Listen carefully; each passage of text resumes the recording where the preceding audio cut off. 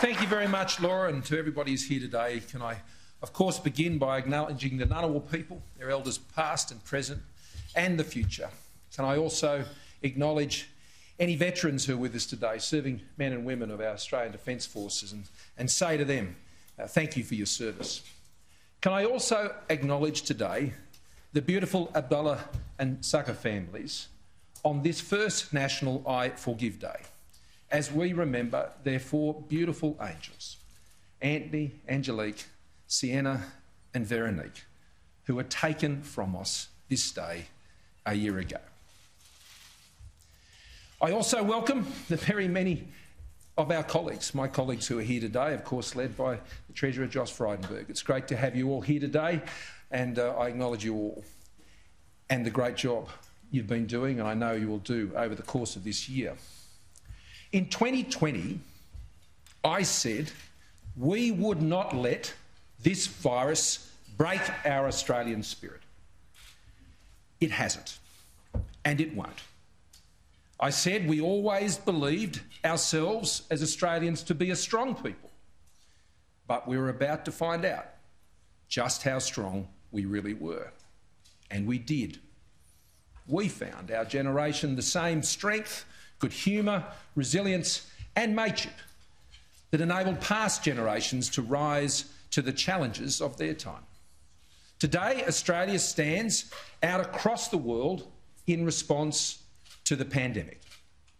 We continue to report zero or negligible cases in community transmission.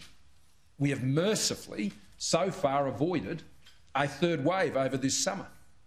We have the third lowest mortality rate from the pandemic amongst G20 nations. And our record on saving lives is matched, importantly, by our record in saving livelihoods, where we have outperformed economically the world's most advanced economies.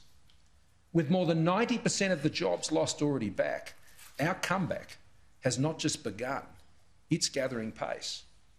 As Chris Richardson from Deloitte Access Economics observed earlier this month, you'd rather be here than almost anywhere else. Now, that's my default setting, I've got to say, regardless of the circumstances. I'm sure it is for most Australians. It's very true now.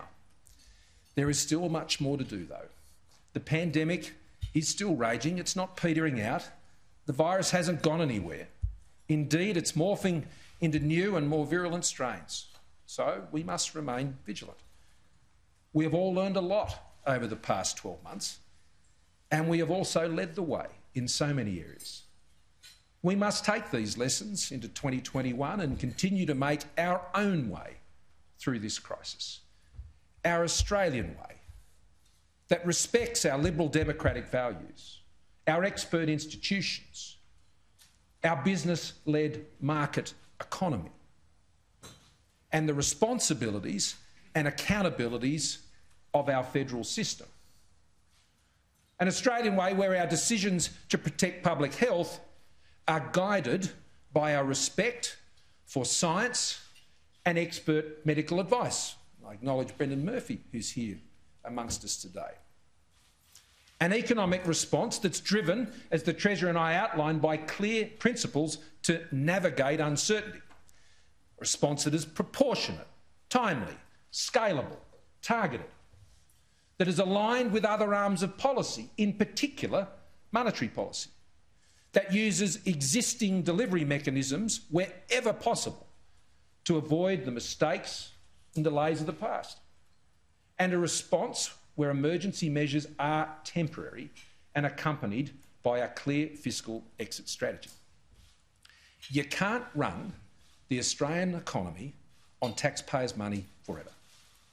And finally, a response that lifts productivity to enable the Australian economy to sustain an even stronger growth trajectory on the other side.